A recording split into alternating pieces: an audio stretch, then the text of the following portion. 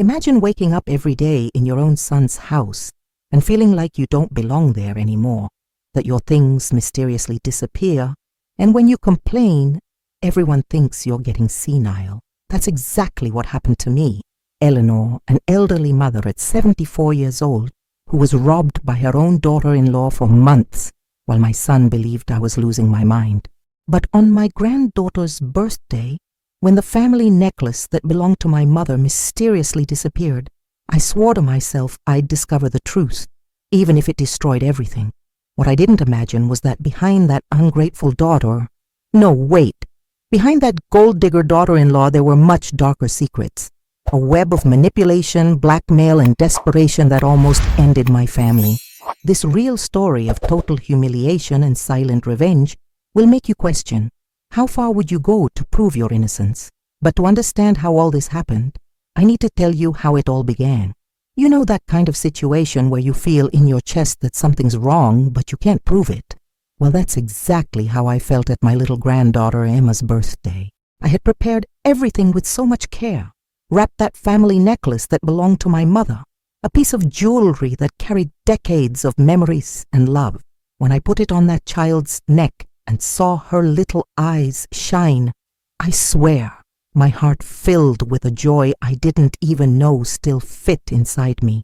But the happiness didn't last long, because a few hours later, in the middle of the party, Emma came running to me with her face wet with tears, saying the necklace had disappeared. Any grandmother's first reaction would be to think the child had lost it, right? But something inside me, a voice I'd been ignoring for months, started screaming louder.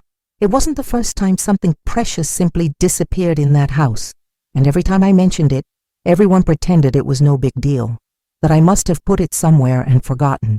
Expensive perfumes, some dollars I left on the dresser, even that silver brooch my late sister gave me, everything disappearing little by little, as if the house had an invisible black hole. And worst of all was that nobody seemed to care, except me. While everyone continued celebrating, laughing and taking pictures, I stood there, watching every movement, every look. My son David was distracted with the guests, and my daughter-in-law Kelly, well, she was strangely calm, almost indifferent to her own daughter's desperation. That bothered me deeply. You know when you get chills down your spine, without knowing exactly why? It was in that moment I realized I couldn't pretend everything was fine anymore, couldn't let it slide. This emotional story I'm about to tell you started right there, at that birthday that should have been just joy. After the last guests left and the house fell silent, I sat in my room and made a promise to myself. I looked at my mother's picture on the wall, that strong woman who raised me alone and taught me to never bow my head to injustice, and whispered, "This time, I'm going to find out who's behind this." It might sound dramatic, but when you're an elderly mother living in your own son's house and start suspecting someone's stealing from you, it's hard not to feel vulnerable and angry at the same time. I didn't know yet how much that decision would change everything, but one thing I was certain of: I wouldn't rest until I found the truth. That night, I couldn't sleep properly. I kept replaying in my head all the objects that had disappeared in recent months, trying to find a pattern, some clue I might have missed. Was I really going crazy, like David insinuated? Or was there something much darker happening right under my nose? With each unanswered question, my chest tightened more, and that feeling of total humiliation began to take over me. But I wasn't going to let them make a fool of me, not in my own family. I got up from bed before sunrise and looked out the window, seeing the garden still dark and silent. My life had changed so much since I became a widow and came to live with David and Kelly.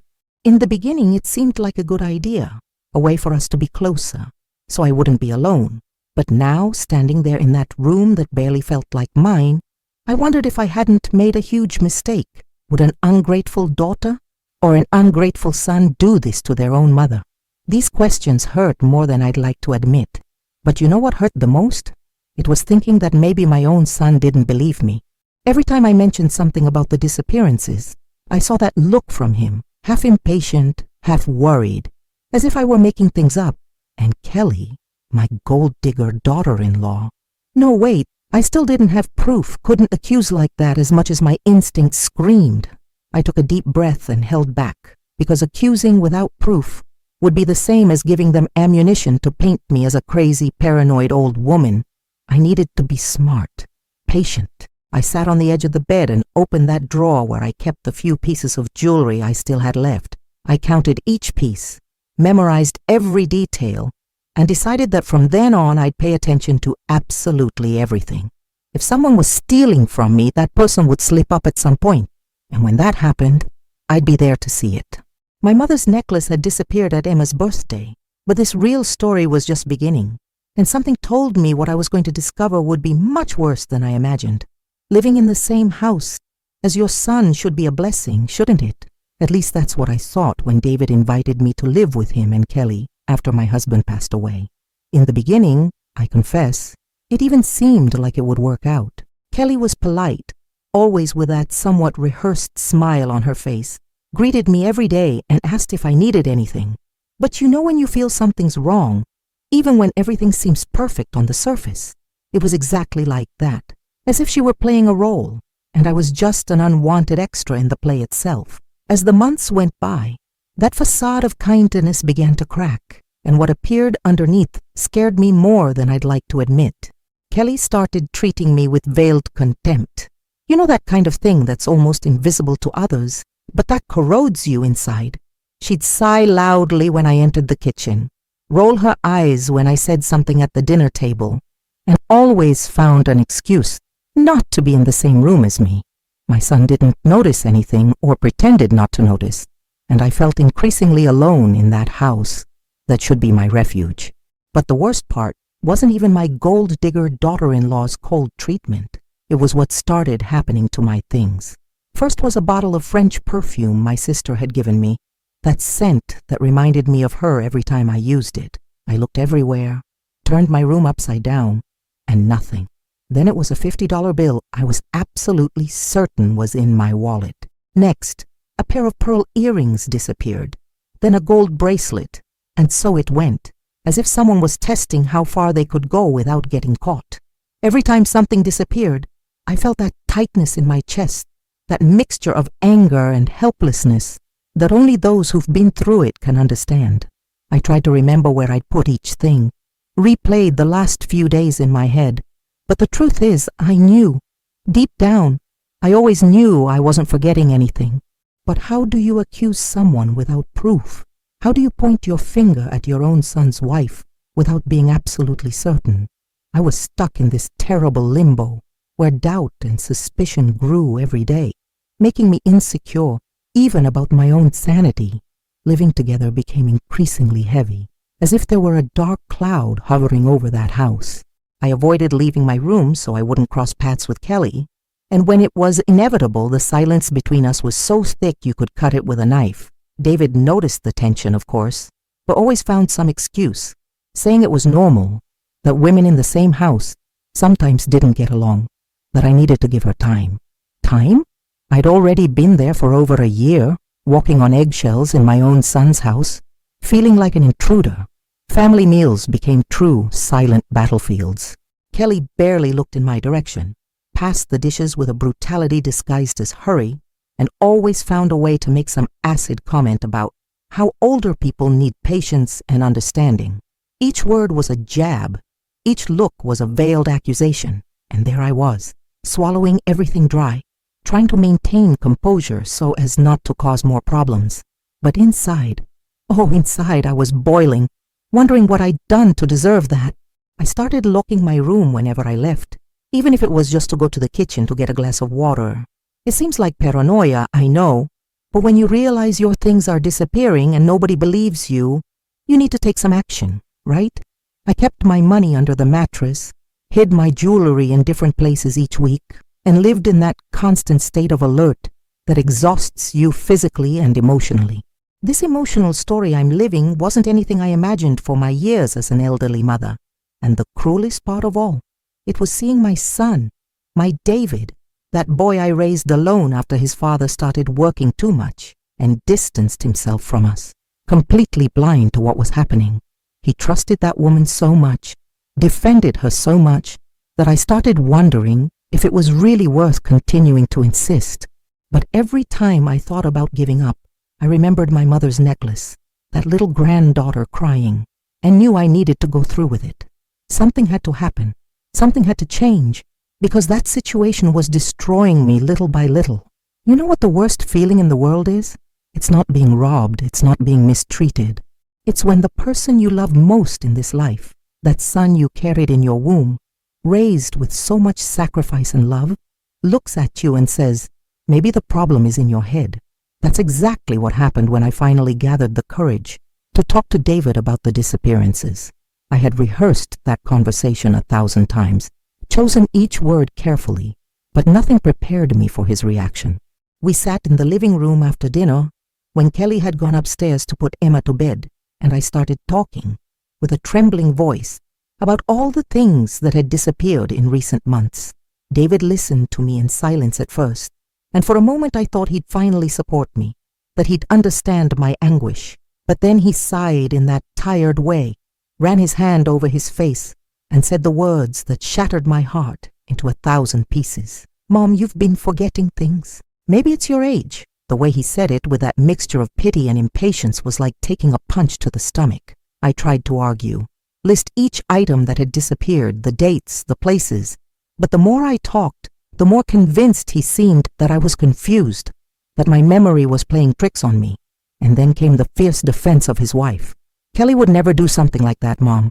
She treats you really well, always asks if you need anything. I think you're being unfair to her. Unfair? I, who had given my entire life for that man, who had given up so much to raise him right, was being accused of being unfair to a gold-digger daughter-in-law who barely disguised the contempt she felt for me. The irony was so bitter I could almost taste it in my mouth. But what really hurt was realizing that my own son was choosing to believe her instead of me. That night, after that disastrous conversation, I stayed awake until dawn, replaying every word in my head. Was he right? Was I really losing my memory and making things up? The doubt began to corrode me like acid, making me question every certainty I had. I grabbed an old notebook and started writing everything down, each object I remembered losing, every detail, every feeling, trying to prove to myself I wasn't crazy. But the more I wrote, the more I felt like a desperate woman trying to cling to a reality that everyone around me denied.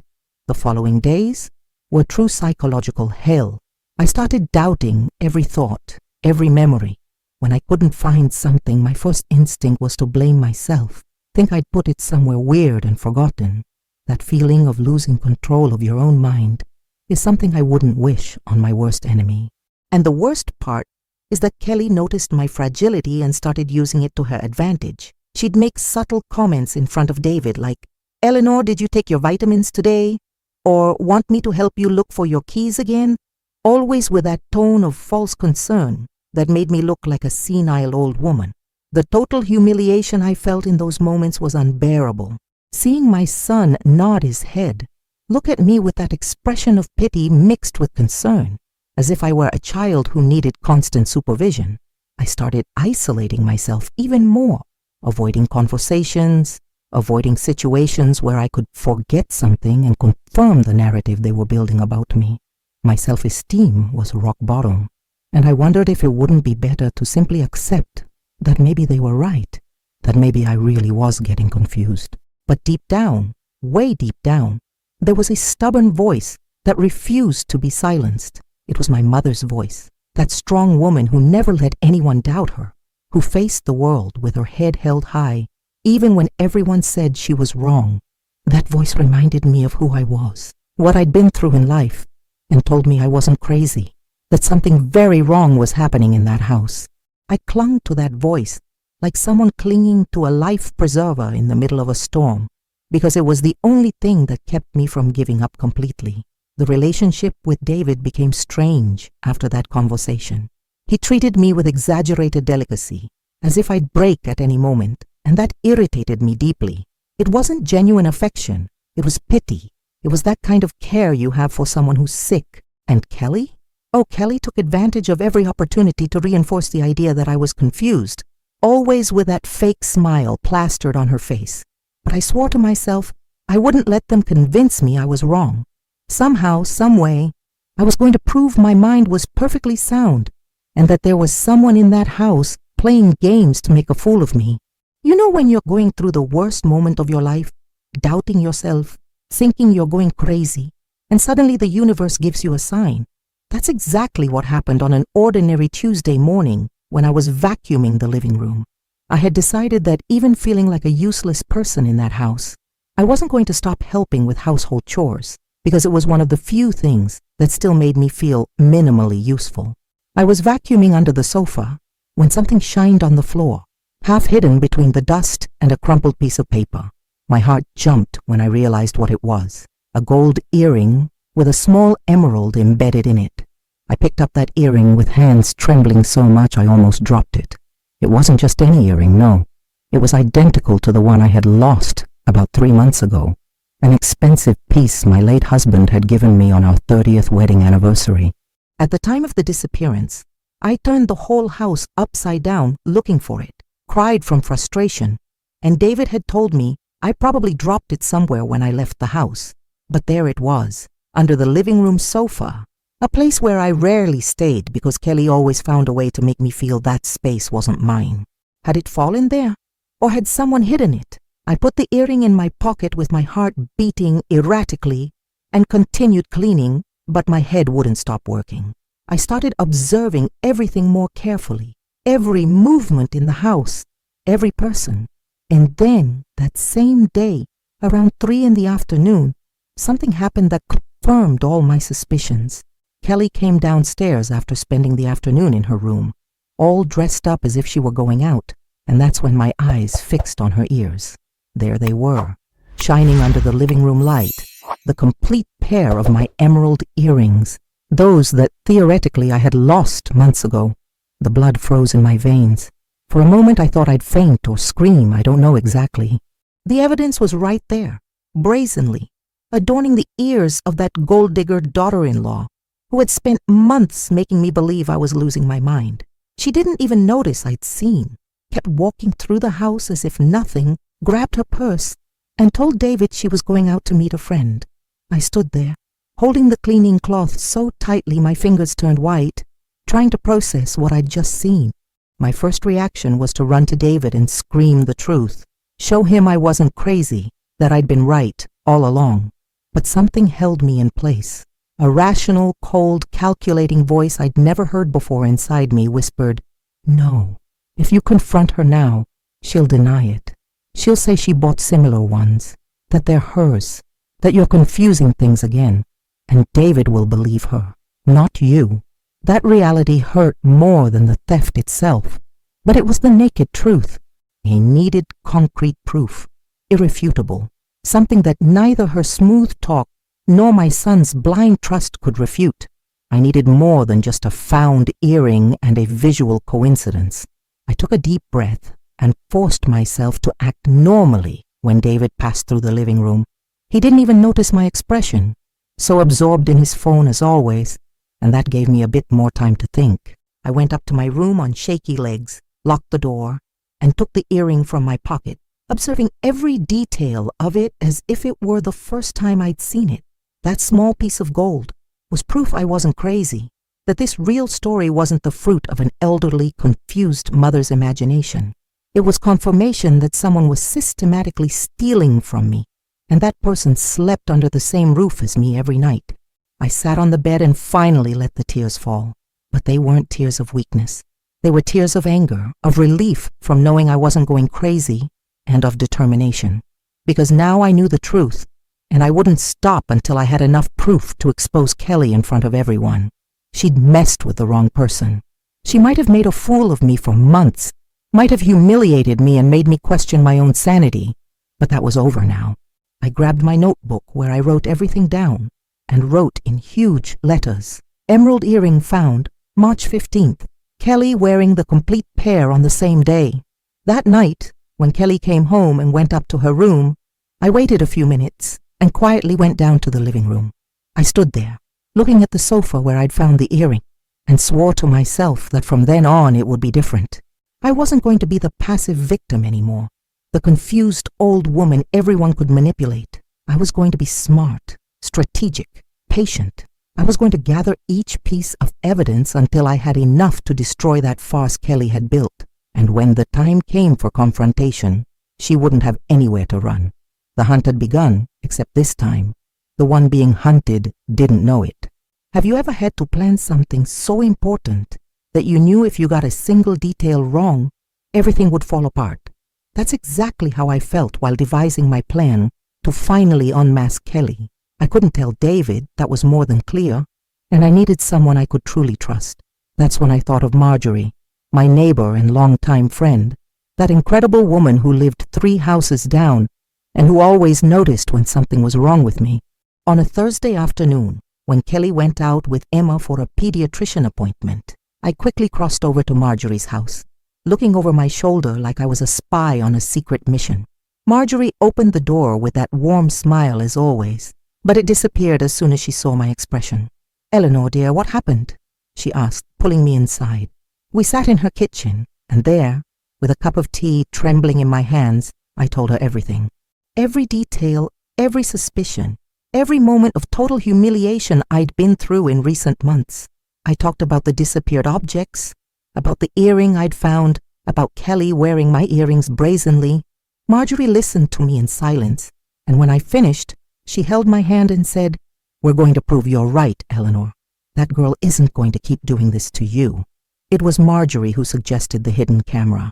She had a nephew who worked with electronic security and managed to borrow a small, discreet piece of equipment, one of those that looks like a cell phone charger or a digital clock. "You put this in the living room," she explained, "somewhere with a view of your things and her movements, and then you just wait." The idea was so simple and so perfect that I wondered why I hadn't thought of it before. But the truth is, I was so psychologically shaken, so convinced I might really be confused, that I couldn't think clearly until I found that earring. We installed the camera on a Tuesday morning, taking advantage of Kelly having taken Emma to school and David being at work. Marjorie came to my house with a large bag, and we worked quickly, like 2 amateur detectives determined to solve a crime. We chose a corner of the living room shelf between some books and picture frames, where the small device would be practically invisible, but with a perfect angle to capture the area where I usually left my purse and some of my things. My heart was beating so hard I could hear the sound in my ears, imagining what would happen if someone arrived and caught us there. "Done," Marjorie said after testing the angle for the 3rd time. "Now you just continue your routine normally, leave some things in sight and wait. Don't change anything in your behavior, Eleanor. She can't suspect." I nodded, but inside I was terrified and excited at the same time. For the first time in months, I felt I had some control over the situation, that I wasn't completely defenseless anymore. That camera was my silent weapon, my eyes when I wasn't around, and the idea of finally having concrete proof gave me an energy I hadn't felt in a long time. But the camera alone wouldn't be enough. I needed to be even smarter. I started discreetly marking some of my most valuable objects, those Kelly hadn't managed to steal yet. I put a small scratch invisible to the naked eye on the back of a gold brooch, wrote down the serial numbers of some dollar bills I strategically kept in my dresser drawer, and even marked some of my silk scarves with an ultraviolet pen. Each night, before sleeping, I checked if everything was still there, noted it in my secret notebook, created a meticulous record of each item. In the following days, I lived in a kind of constant suspense. Every time I left my room, I wondered if today would be the day, if Kelly would fall into the trap. I had to control myself not to keep looking at the hidden camera, not to arouse suspicion. David continued oblivious to everything, living his normal life, working, playing with Emma, kissing his wife before leaving the house. And there I was, keeping that huge secret, feeling its weight grow each day, but knowing I needed to have patience. Would an ungrateful daughter or an ungrateful son have done this to their own mother?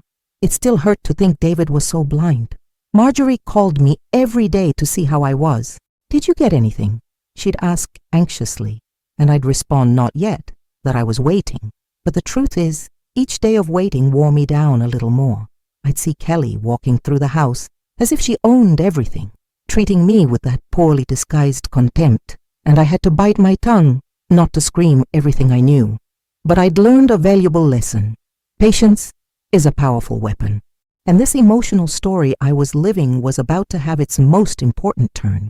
I could feel it in the air. It was 5 days of waiting that felt like 5 years.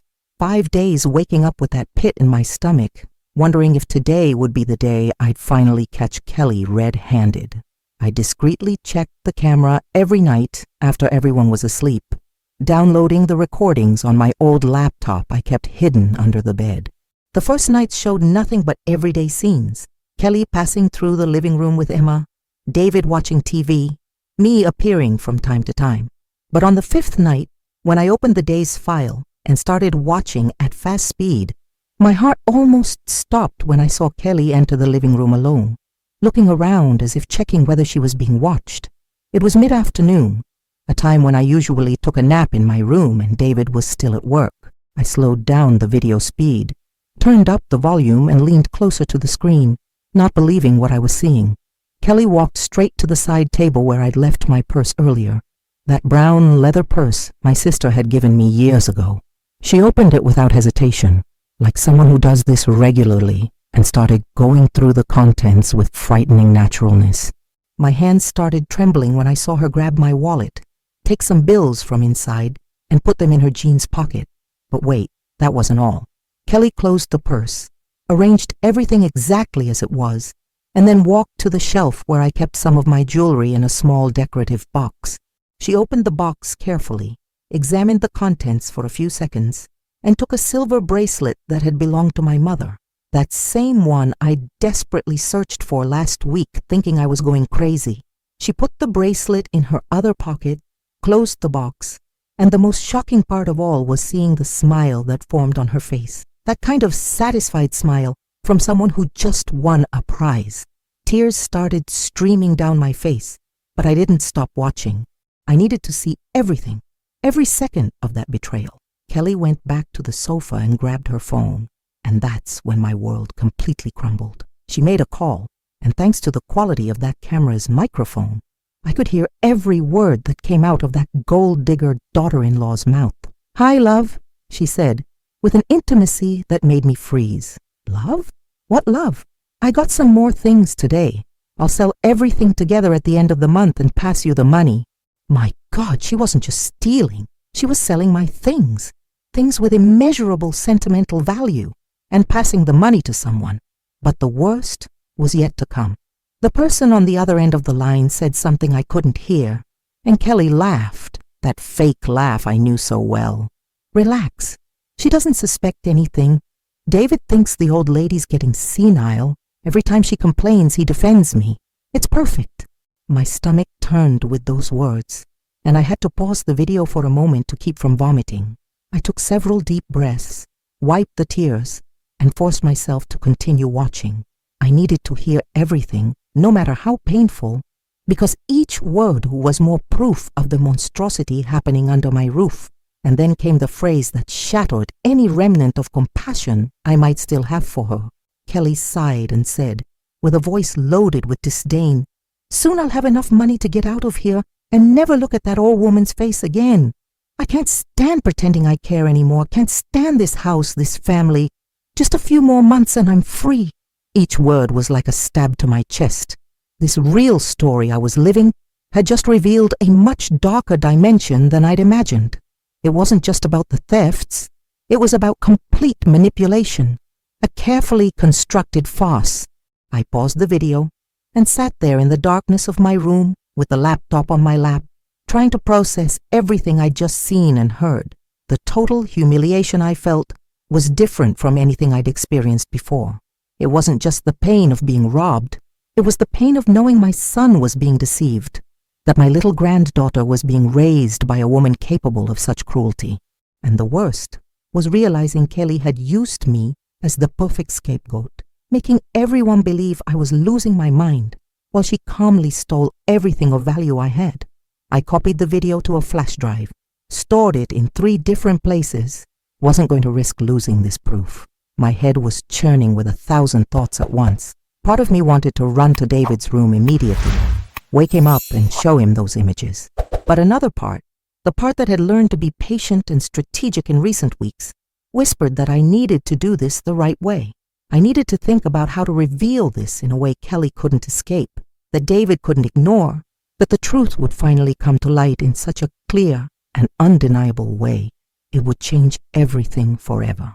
And while I planned the next steps, one certainty pulsed strongly in my chest. The farce was over. Have you ever had to make a decision so big that you knew there'd be no going back? I spent 3 nights without sleeping properly, replaying 1,000 times in my head how I'd do that confrontation. It couldn't be just any way. It needed to be something that would make a mark, that would make clear to everyone who Kelly really was. That's when I decided I'd have a family dinner, one of those dinners we used to have in the first months after I came to live there, when there was still some illusion of harmony. I even invited my friend Marjorie, told David I wanted to gather the people I loved, and he was so happy with the idea he even helped me prepare everything. If only he knew what was coming. On the night of the dinner, I set the table with great care, put out the nice tablecloth, lit some candles, prepared David's favorite roast. Kelly was strangely animated, making comments about how nice it was to see me participating more in family life again. Each false word that came out of her mouth made me want to scream the truth right there, but I held back. Emma looked beautiful in that little blue dress, and my heart squeezed thinking about how that innocent child would be affected by what was about to happen. But there was no other way. The truth needed to come out, even if it tore everything apart. We waited for everyone to settle in, serve the plates, have that superficial conversation families have during dinner. David talked about work. Kelly pretended interest. Emma told stories from school. And there I was, with the flash drive burning in my dress pocket, waiting for the right moment. It was when we finished dessert that I took a deep breath and said, I need to talk to you all about something very important. The tone of my voice must have been different because everyone stopped talking and looked at me. David frowned, worried. Kelly tilted her head with that expression of false solicitude I already knew so well. I got up from the chair with trembling legs and went to the living room to get my laptop. Marjorie, who already knew everything, held my hand for a second when I passed by her, giving me strength. I came back to the table, put the computer on the end, connected the flash drive and said, looking directly at Kelly, for months my things have been disappearing. Everyone thought I was confused, that it was my age, that I was forgetting where I put things. David, you even suggested I see a doctor, remember? My son opened his mouth to speak, but I raised my hand asking for silence. But I wasn't confused, and I have proof. Kelly's face went deathly pale when I started playing the video. There on the screen for everyone to see was her entering the living room, going through my purse, stealing my money, taking my mother's bracelet. David stood up so quickly he almost knocked over his chair, his eyes fixed on the screen, unable to believe what he was seeing. This can't be real, he murmured, but I turned up the volume so everyone could hear the phone conversation that came next. Her words echoed through the room. Soon I'll have enough money to get out of here and never look at that old woman's face again. The silence that followed was deafening. Kelly stood up abruptly, her face red with anger and panic mixed together. You recorded me. You had no right to do that, she screamed, pointing her finger at me with an aggressiveness I'd never seen before. I had no right? I responded, feeling the anger I'd kept for months finally explode. How long have you been stealing from me, Kelly? You humiliate me, make me seem crazy in front of my own son, sell my family's memories, and I don't have the right to defend myself. My voice was trembling, but not from fear. It was pure indignation. It was all that pain finally finding a way out. David was in shock, looking from the screen to his wife, as if he didn't recognize her. Kelly, why? Why did you do this? His voice came out broken, and for a second I even felt sorry for my son. Kelly then went on the attack, pointing at me with hatred in her eyes. She's manipulative. She always was. She did this to frame me, planted these things, edited the video. Her accusations were so absurd, they were almost pathetic. But she continued, getting more and more hysterical. You never accepted me, Eleanor. Never thought I was good enough for your precious son. This is all a setup. The situation was escalating dangerously. Kelly took a step in my direction with clenched fists. and Marjorie immediately placed herself between us.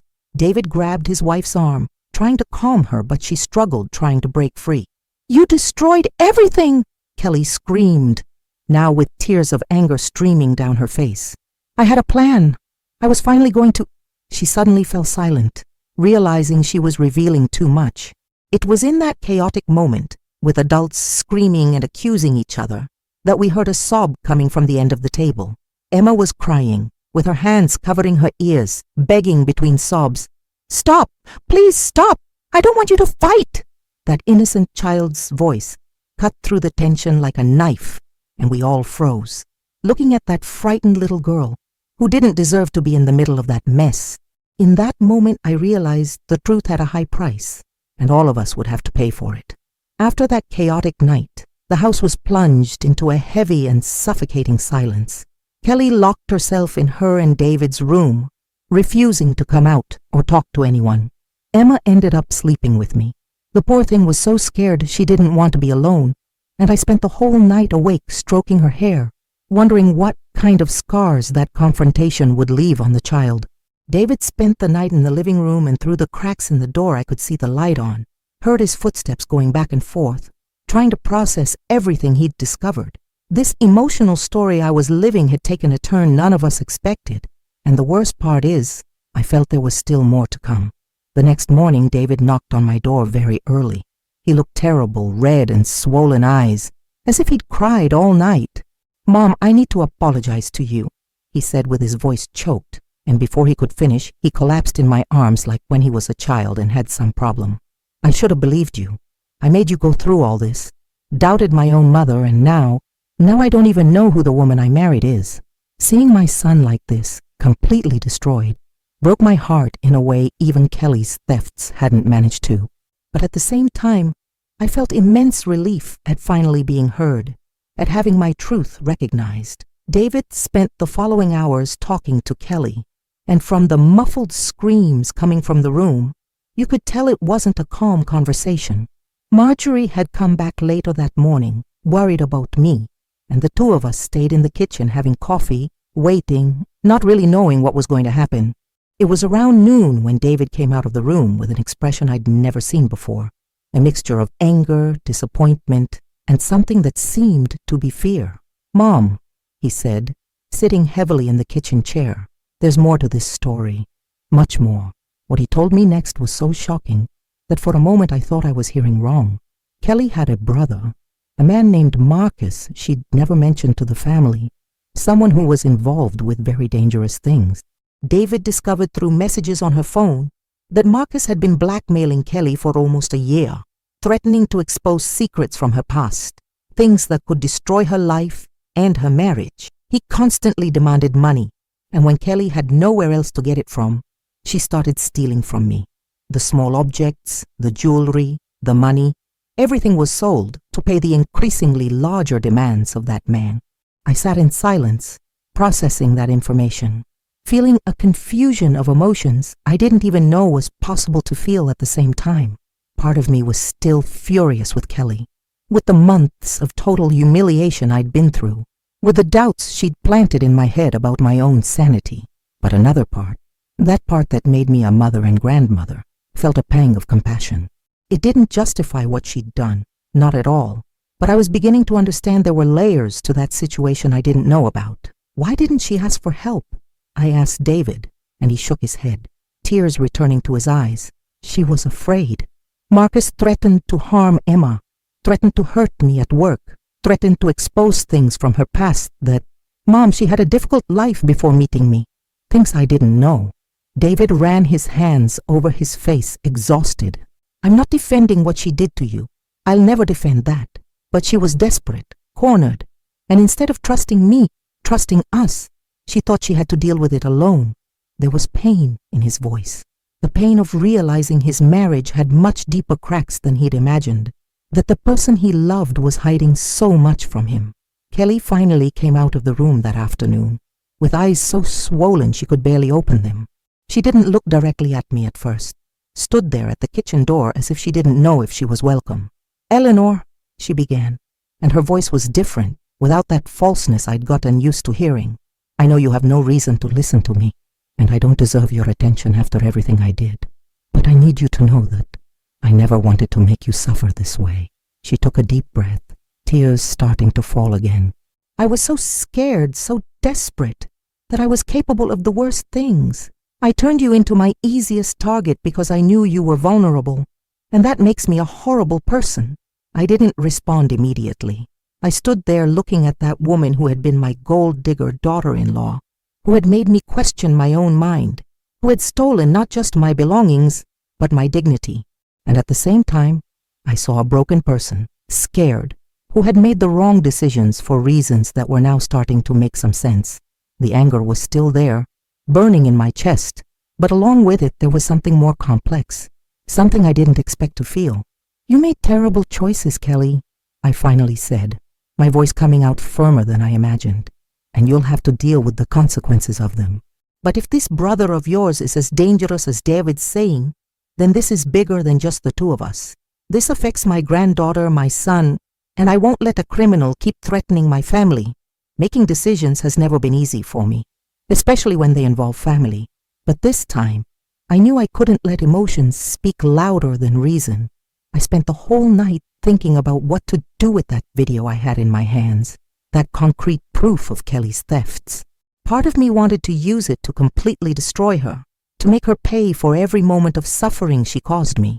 But when I looked at Emma sleeping next to me, so small and innocent, and thought about David with that destroyed look, I realized revenge wasn't the path. This real story had become something much bigger than my personal feelings, and I needed to think about everyone's well-being, as much as it hurt. The next morning, I asked David to gather the family in the living room. This time, it wouldn't be a surprise dinner. It would be an honest conversation about what needed to be done. Kelly came down the stairs slowly, as if each step weighed a ton, and sat as far away from me as possible. Marjorie was also there, because I needed someone who wasn't emotionally involved to help me think clearly. "I've made a decision," I began, holding the flash drive in my hand. "I'm going to turn this video over to the authorities. Kelly committed crimes, and I can't simply pretend nothing happened." Kelly's face went even paler, if that was possible, and she started trembling. David held her hand, even with all the hurt he felt, because in the end, he still loved her, and that was evident. "But," I continued, raising my hand before anyone could speak, "I'm going to ask that she receive help, not just punishment. I'll explain to the police that she was being blackmailed, that there's a dangerous man involved in all this, and that she needs protection and treatment, not just jail." I saw something light up in Kelly's eyes, a mixture of surprise and gratitude she tried to hide, but couldn't completely. "Eleanor, you don't need to do this," Kelly said, with her voice choked. "I deserve everything bad that could happen to me. I made you feel like an abandoned and confused elderly mother, stole your memories, your most precious things. Why would you do this for me?" I looked at her for a long moment before responding, choosing my words carefully. "I'm not doing this for you, Kelly. I'm doing it for Emma, who needs her mother, even if that mother made terrible mistakes. I'm doing it for David, because he's already suffering enough and doesn't need to carry the weight of seeing his wife in prison without a chance of redemption. And I'm doing it for myself, because holding on to resentment would only poison my own life." David hugged me so tightly I could barely breathe, and I felt his tears wetting my shoulder. "Thank you, Mom. Thank you for being bigger than all this." But I knew the hardest part was still to come. Marcus, Kelly's blackmailing brother, needed to be stopped, and for that, we'd have to work together, despite all the hurt and distrust. That same afternoon, we went to the police station, the three of us together, and presented not just the video of the thefts, but also the threatening messages Marcus had sent Kelly, proof of money transfers, everything. The detective who attended us, an older man named Robert, listened to the whole story attentively. He looked at me with respect when I explained what I'd been through, how I'd installed the camera, how I'd gathered the evidence. "You're a natural investigator, Mom," he said with a half smile, "and you have a bigger heart than most people who come through here." But then his face became serious when he talked about Marcus. "This man is dangerous, has an extensive criminal record. We're going to need your full cooperation to catch him, and this could put the family at risk." Kelly agreed to cooperate completely with the police. She'd use the next conversations with Marcus to set a trap, with phone tapping and everything. The idea terrified me, thinking that violent man could harm my family, but at the same time, I knew it was the only way to end it once and for all. David showed himself firm for the first time in a long while, saying they'd face Marcus together, that they wouldn't let that ungrateful son, no, wrong, that criminal brother keep threatening their lives. We spent the following weeks living in constant tension. Kelly wore a hidden recorder every time Marcus called or asked to meet with her. The police were always nearby, monitoring everything. I had insisted on staying in the house, even with the danger, because I wasn't going to abandon my son and granddaughter at that moment. Marjorie called me every day, worried, but I said everything was fine, that soon it would be over. And finally, on a rainy Thursday, it happened. Marcus arranged to meet Kelly in an isolated parking lot to get more money, and when he showed up, the police were waiting. The arrest was quick, efficient, and finally, that nightmare had an end in sight. And that's how my story went from a nightmare of distrust and theft to a journey of reconstruction and forgiveness. I never imagined I'd be capable of forgiving someone who made me feel so small, so invisible. But I discovered that sometimes the greatest strength isn't in revenge, but in choosing to give a second chance when there's true repentance. Kelly will never be the same person again. I'll never be the same elderly mother who accepted everything silently. And our family learned that trust, once broken, needs to be rebuilt brick by brick, day by day. Now I ask you, and you, have you been through something similar? Have you ever felt discredited by your own family?